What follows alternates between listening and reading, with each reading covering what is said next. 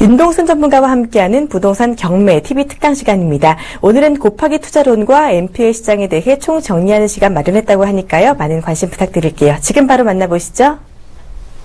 네, 반갑습니다. 오늘 곱하기 투자 강의를 하게 된 윤동순입니다. 사실 부동산 투자 굉장히 여러 가지들이 있는데요. 우리가 일반론적으로 우리 1억을 투자해서 곱하기 더하기 투자, 즉 1억에 대한 수익률 20% 그러면 1억 한 2천 정도 이렇게 보는 것이 우리가 보통 더하기 투자라고 얘기를 하는데요. 곱하기 투자는 1억 투자했을 때 뻥튀기가 된다라고 생각을 하시면 됩니다.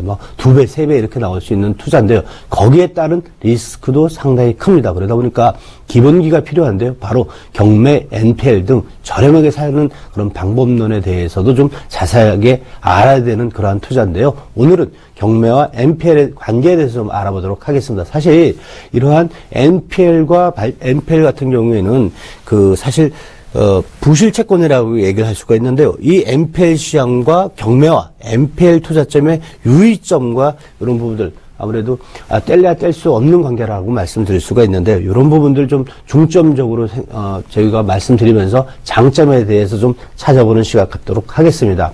사실 보통 우리가 부동산을 구입을 해서요. 구입 시 잔금 대출을 신청을 합니다. 그런데 이때 보통 잔금에 대해서 개인이 다 내는 것이 아니라 대출을 받습니다. 그러다 보니까 이 대출을 심사를 받아서 일부를 잔금을 납부를 하는데요. 특히나 약정서 작성을 합니다. 이때 약정서 작성을 할 때 보통 우리가 1억을 대출을 받을 때 1억 원금만큼 약정서를 쓰시는 게 아니라 금저당권입니다. 장래에 발생할 수 있는 이자에 대한 부분까지 은행에서는 못 받는 이자에 대한 부분까지 금저당을 잡는데 보통 1억이면은 1억 2천, 1억 3천 정도를 받습니다. 그러다 보니까 이런 대출 약정서를 쓰는데요. 이 약정서가 나중에 이자를 못 갚은 경우에 부실 채권이 되는 경우입니다. 그렇대 이렇게 대출에 대한 집행이 됐고요. 3개월 이상 이자가 지연되고 발생되고 보통 이자 지연에 대한 발생, 즉 은행에 이자를 내지 못하는 부분이죠. 당연히 부실 채권화 되는데요. 이 부실 채권 중에서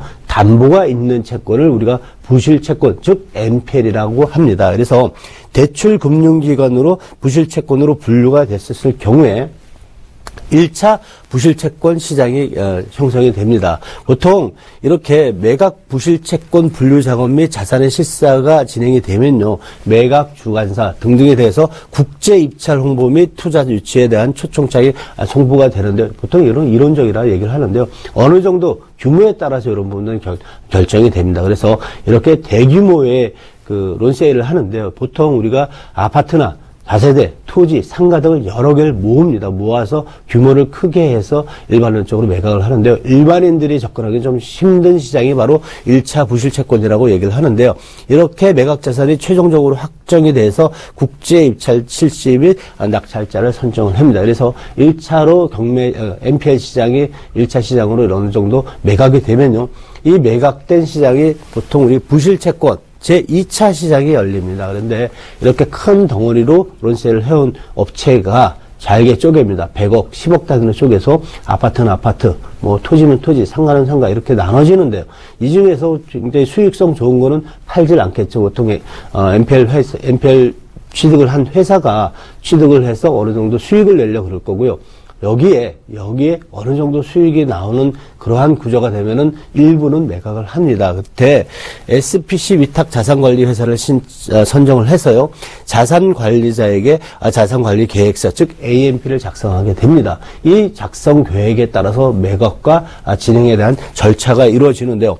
채권 회수 작업에 대한 절차 진행이 보통 우리가 채권 매각 작업과 병용한다라고 말씀을 드릴 수가 있습니다. 그런데 보통 2차 시장 때 채권 구입 희망자와 매각 가격 협상에 들어갑니다. 그래서 2차 부실 채권 시장은 개인도 들어갈 수 있는 시장이다라고 보면 됩니다. 그래서 일반 AMC 회사나 아니면은 100억, 200억을 정도로 좀 소규모의 NPL 회사들이 일반인과 상대로 채권 상태로 매각을 할 수 있습니다. 그래서 일반인들이 보통 2차 시장에서부터는 접근이 가능하다라고 볼 수가 있고요. 마지막으로는 지금 3차 부실채권 시장인데요.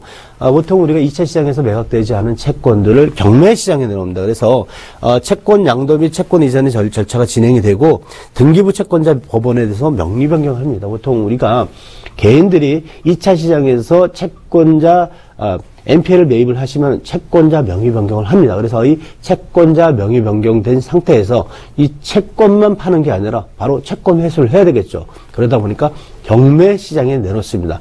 이 경매 시장에 내놓는 채권자는요, NPL 회사일 수도 있고 개인일 수도 있습니다. 보통 NPL 회사가 2차 시장에서 매각이 안 된 부분은 바로 경매로 진행이 되고요.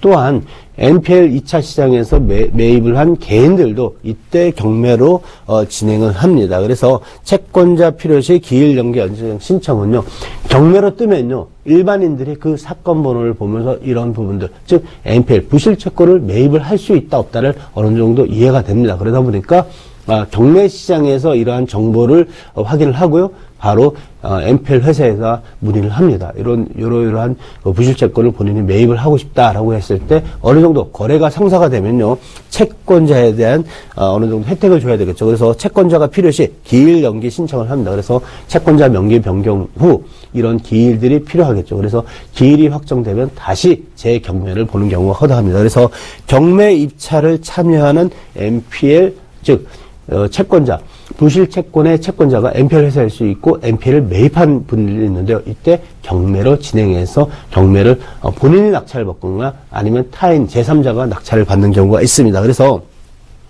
본인이 낙찰받은 경우에는 상계 신청이죠. 채권 금액만큼 상계 신청을 해서 부동산 매입 비용을 채권 금액 이하로 이렇게 매입을 할 수 있는 그러한 유리한 조건을 할 수 있고요.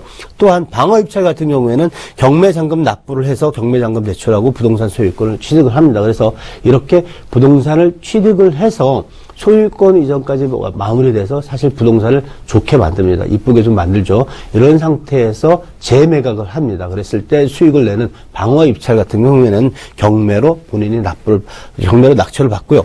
또한 그냥 NPL 관계로 매입을 했었을 경우에 NPL 자체, 즉 부실 채권으로 수익을 내는 경우는요, 제3자가 경매로 낙찰을 받았을 경우에는 부실 채권으로서 수익이 납니다. 그래서 보통 우리가 채권 최고액보다 좀 이하의 가격으로 매입을 해서 채권 최고액만큼 이렇게 배당 수익이 납니다. 그래서 이렇게 채권 최고액과 본인이 매입한 금액 그 사이의 수익을 먹는 것이 보통 일반론적으로 배당에 따른 수익입니다. 그래서 이런 배당 수익이 NPL의 기본적인 수익인데, 이런 보통 부동산이 또 탐연하는 경우에는 경매로 직접 방어 입찰에 들어가서 낙찰받는 경우가 있습니다. 그래서 경매와 NPL은 뗄래야 뗄 수 없는 관계라고 말씀을 드릴 수가 있습니다.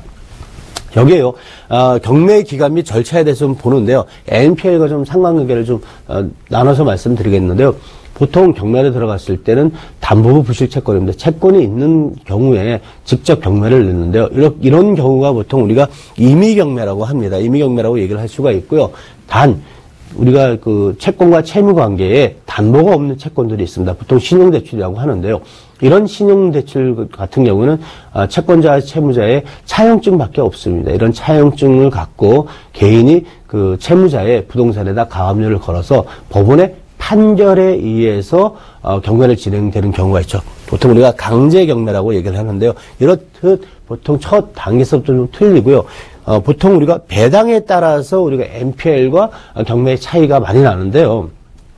보통 우리가 배당표 작성할 때요, NPL 투자자와 경매 투자자는 차이가 많이 납니다. 왜 그러냐면요, NPL 투자자는 1차로 배당에 따른 수익을 좀 원하는 방법이 굉장히 크고요. 경매로 들어간 사람들은 보통 소유권, 부동산을 취득을 해서 수익을 내는 경우가 있습니다. 그러다 보니까 배당에 따라서 굉장히 그 선호가 굉장히 틀려지는데요.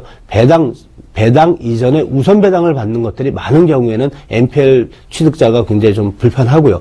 반영에 배당이 완전히 다 끝난 후에 선순위 임차인 같은 경우 많은 경우에 배당으로 많이 가는 경우가 좋다고 생각하는 사람들은 경매입니다. 그래서 이런 배당 관계의 호불호가 갈리는 것은 NPL 투자냐 경매 투자냐에 따라서 틀려집니다. 그래서 오늘은 경매 절차와 이러한 NPL과 경매의 방법론에 대해서 말씀드렸는데요. 이런 전체적인 흐름을 알아야지만이 NPL이나 경매를 투자했을 때 내가 어느 위치에서 수익을 내는 그러한 상황인지를 알고서 수익을 낼 수 있습니다. 그래서 오늘은 경매 진행 절차에서 알아봤고요. 다음 이 시간은 이어서 계속 강의를 하도록 하겠습니다.